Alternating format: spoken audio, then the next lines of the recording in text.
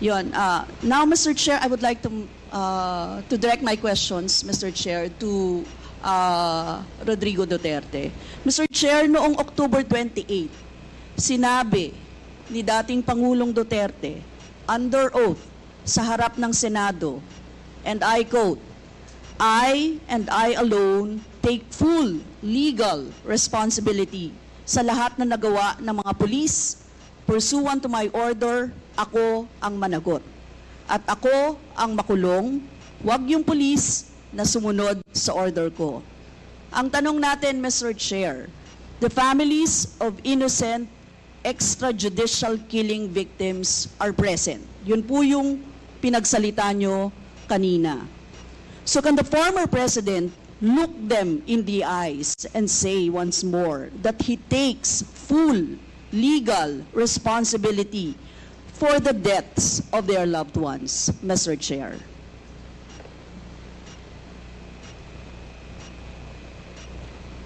Mr. President, can you? What's the question? What is the question? Can you repeat the question? Mr. Chair, sinabi niya po na full responsibility. So, Mr. Chair, totoo ba yan? Correct. Very correct. Since I was a president, and there was this, until now, serious problem about drugs, I had to issue or make a policy statement about drugs. At all that happened, yung nangyari pursuant to my order to stop the drug problem in this country, akin yun. Akin na akin yun. Ako ang nagbigay ng order kasi ginawa nila illegal or legal, akin yun. Thank you, Mr. Chair. I take full responsibility for it. The Quadcom Senate hearing happened on November 13, 2024 at the House of Representatives, and its purpose is to hold former President Rodrigo Duterte accountable for extrajudicial killings during his administration's war on drugs. Specifically, the committee seeks to have Duterte take responsibility and provide justice for innocent victims, and to answer questions from their families, and also to acknowledge their sufferings. Duterte's previous statement, where he claimed full legal responsibility for police actions, is also under investigation. Just to clarify his role in these events. So hello, good afternoon everyone. Today I'm gonna share with you our activity about the analysis, and my part is all about structural analysis. So the organization of this analysis is the entire Quadcom hearing is organized. Start with the questioning of Representative Brosas to President Duterte. We can see the flow of hearing is clearly stated by Representative. All of the questions have a direct answer. One of this evidence, Ms. Brosas asking a question to President Duterte. Now, Mr. Chair, I would like to direct my questioning to Rodrigo, and Mr. President Duterte answer it clearly. So the next is the cohesion.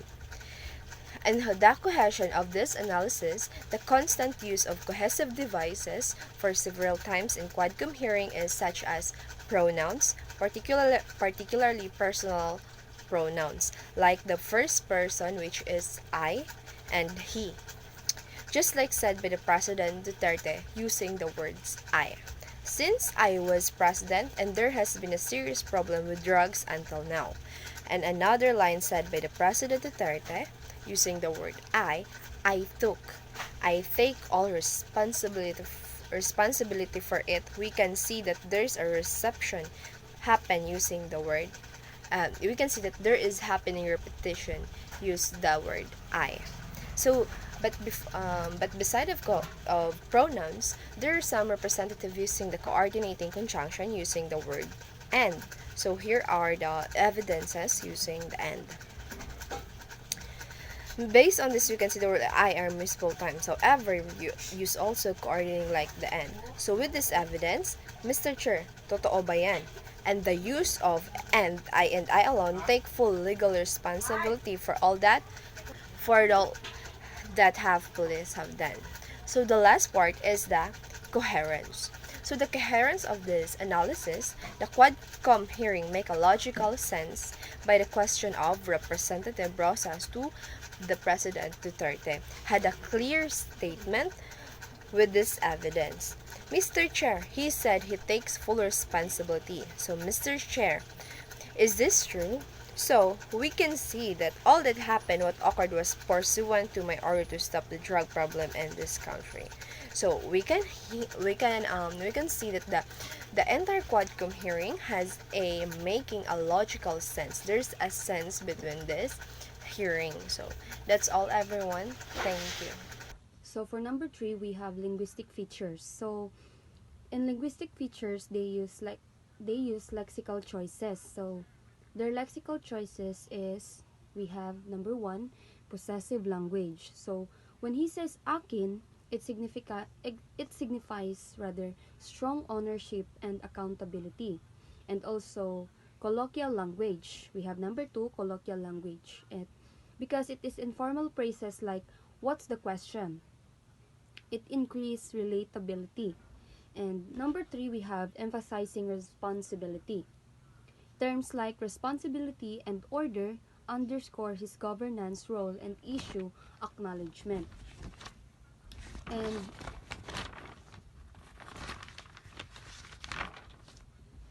syntax is imperative statements. So it is imperative statements like directives like akin yun. It conveys authority and urgency. And also, we have repetitive structures.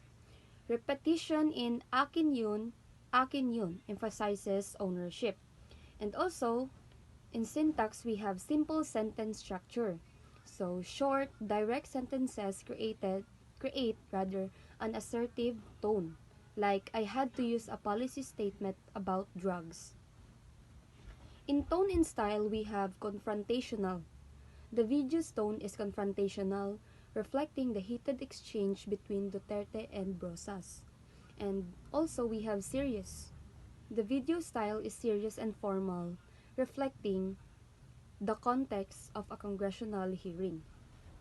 In paralinguistic, we have voice tone. Although not explicitly stated, the video title suggests that Duterte's voice tone is likely angry and assertive. And also, we have body language. The video title and description suggest that Duterte's body and body language rather might also convey frustration and anger. Pragmatic features, and the number 1 is the speech act. So the speaker A, which is Rodrigo Roa Duterte, he said that I've always said that the war on drugs is necessary to protect Filipinos. While there have been casualties, it has made our country safer. I take full responsibility for what happened. So he mentioned that he alone, will take the responsibility to the war on drugs. So the Speaker B, which is the member of the House of Representatives said that, Mr. President, how do you explain the rising deaths and the claims of human rights abuses? Would you consider the methods, especially with the international criticism? So, as the member of the House of Representatives. So, Mr. Duterte answered that, I understand the concerns, but I stand by the policy. Criminals don't follow the law, and we can't be soft. So we must act fast to stop the drug lords and syndicates. So another interpolation with a member of the House of Representatives said that, Mr. President, how do you justify innocent individuals or innocent people getting hurt? Shouldn't be there more safeguards and ensure your policy don't break the law?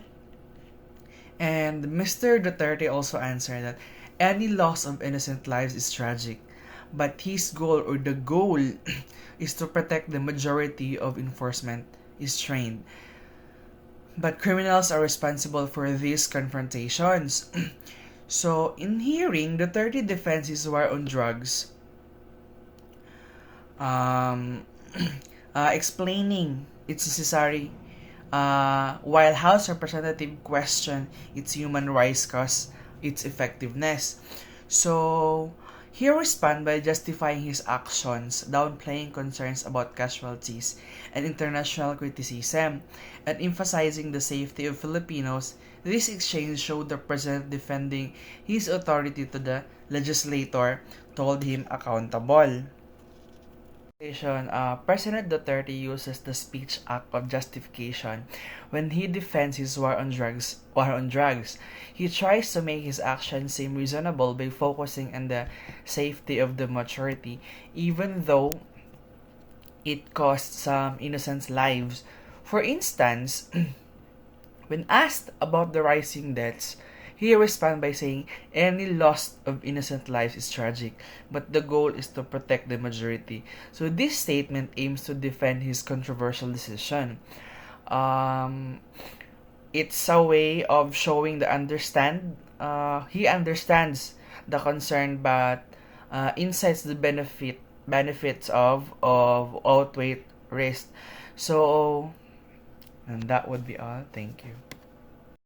We have 5 implicatures in the context. First, Duterte's assertion of exclusive responsibility suggests that broader systemic responsibility is being sidelined. Duterte's statement, I and I alone take full legal responsibility for all that the police have done. Pursuant to my order, this suggests that he is solely accountable for the extrajudicial killing and their repercussions, even if the law reinforcement official was the one who carried them out. This implies that by making himself the exclusive decision maker, Duterte is evading responsibility for the other structural elements, systemic dysfunction, or shared governmental responsibilities. And number 2 is Representative Rosas inquiries raises questions regarding the veracity of Duterte's statement. She said that, is it possible for the former president to look them in the eyes and once again confirm that he has full legal responsibility for their loved ones' deaths? Referring to the family of the victim, she is implying that Duterte's claim of responsibility is insincere or insufficient, casting doubts on his accountability. Brosa's line of questioning suggests that Duterte's statements are rhetorical maneuvers rather than genuine expressions of accountability. These actions beyond legal responsibility to moral accountability and questions Duterte's integrity. And number 3 is Representative Barber's confusion implies strategic political hesitation or evasion. In Representative Barber's question, what is the question or can you repeat the question? Barber's repeated clarification can imply either confusion or deliberate attempt to stall and avoid answering the pointed questions from Representative Brosas directly. This can be read as a strategic political hesitation, showing an unwillingness to engage fully with Brosas' accusations or to further press Duterte on uncomfortable moral or legal grounds. And number 4 is Duterte's references to the drug problem imply justification for policy at the expense of human rights in his statement. Since I was president and there was a serious problem about drugs, I had to issue or make a policy statement about drugs. Duterte is implying that the extrajudicial killings and violence are justified as a response to the serious drug problem. This implies that he sees the drug war as a higher priority than concerns about human rights. Human rights violations are the legality of actions taken by law enforcement, even when those actions lead to deaths. And number 5 is Representative Rosas' mention of victims' families implies that Duterte's position lacks moral legitimacy. In her statement, the families of innocent of the extrajudicial killings victims are present. Brosas is implying to the presence of the victims' families as evidence that the consequences of Duterte's policies are very real and devastating. This implies that Duterte's assertion of responsibility is insufficient and does not take into account the suffering of the victims' families, thereby undermining his moral and political stance. She is trying to make Duterte feel bad by mentioning the families of the victims, and she is trying to get sympathy from Duterte by challenging him to look into the eyes of the victim's family. And next is the politeness strategies used in the context. So first is positive politeness. Positive politeness aims to build respect and demonstrate solidarity. It emphasizes inclusivity and shared goals to maintain social bonds. Throughout the conversation, speakers maintain formal language and use respectful titles like Mr. Chair or Mr. President. The use of appropriate titles and formal language signals respect and acknowledgement of the roles and position of the speakers involved in the conversations or discussions. Brosas responds, "Thank you, Mr. Chair." Brosas employs positive politeness by acknowledging Duterte's position in the conversation, showing respect for his role as the presiding officer and maintaining procedural politeness. This strategy to preserve cooperative interaction. And next is negative politeness. Negative politeness strategies respect the speaker's autonomy and desire not to be imposition or pressured into statement. These strategies are characterized by indirectness, formal language, and an avoidance of coercion. Verbose repetition and phrasing, "Can you repeat the question?" can also be interpreted as form of negative politeness, as it avoids being overly direct or forceful. Barber gives Duterte the space to respond on his own terms without pressure, thereby showing respect for his autonomy. And lastly is off-record. Off-record strategies involved in direct communication, allowing speakers to hint at something without stating it explicitly.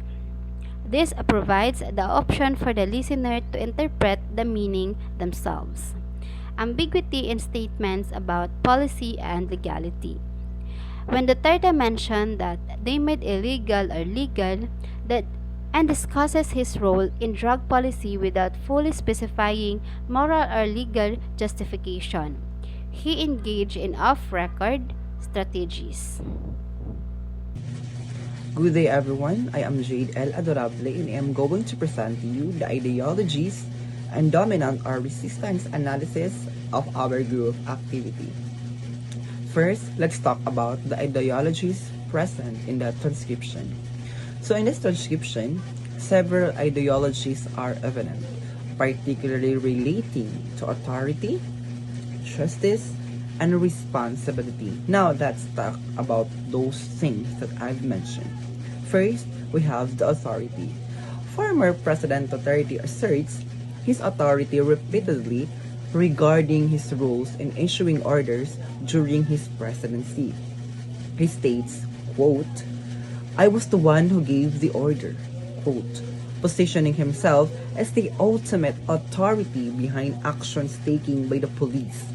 His declaration of taking full responsibility reflects a strong belief in executive authority and personal accountability at the highest level, even as he absolves the police forces of their responsibility.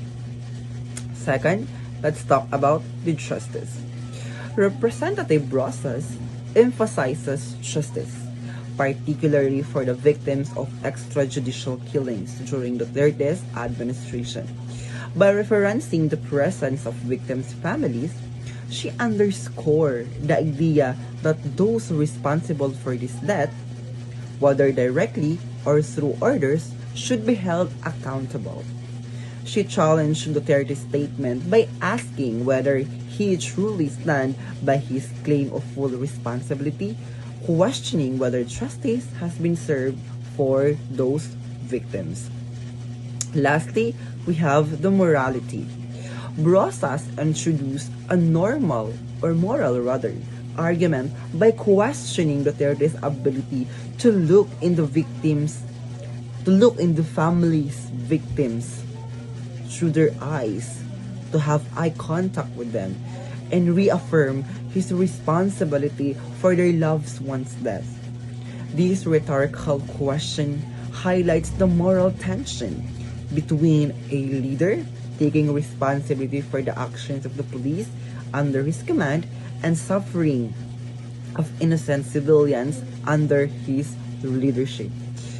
These implications are visibly viewed rather during the said hearing. Now, let's move on to the dominance or resistance analysis part. So, dominance. Duterte's dominance maintains a dominant position through the exchange. His answers are often delivered with assertiveness and repetition, such as when he says, quote, "Akin na akin yon," or "It's mine, emphasizing his personal accountability for the police actions under his orders. His direct, firm responses suggest confidence and a refusal to waver in his stance. His comment, quote again, "Correct, very correct," further asserts his authority and dismisses any questioning of his responsibility. Duterte's refusal to fully engage with Representative Brosas' questions also reflects dominance. When asked if he stands by his claim of taking full responsibility, his response is more about reaffirming his control over the situation than providing a clear answer to a specific question about the families, or about the victims' families rather. This could be seen as a form of control over the narrative. Now, let's move to the resistance. So, Representatives Brosas' resistance, to be exact. So, Representative Brosas resists Duterte's dominance by continually pressing her clarity. She challenged Duterte's assertion of full responsibility by directly asking him whether he truly stands by it, especially in front of the families of the victims. Her insistence on asking the question multiple times, quote, "Is that true?" reflects her determination to hold him accountable, both publicly and morally. The symbolic resistance of the victims' families is also important. Although they do not speak directly in the transcription, their presence is invoked by Brosas to challenge Duterte's claim of responsibility. This silent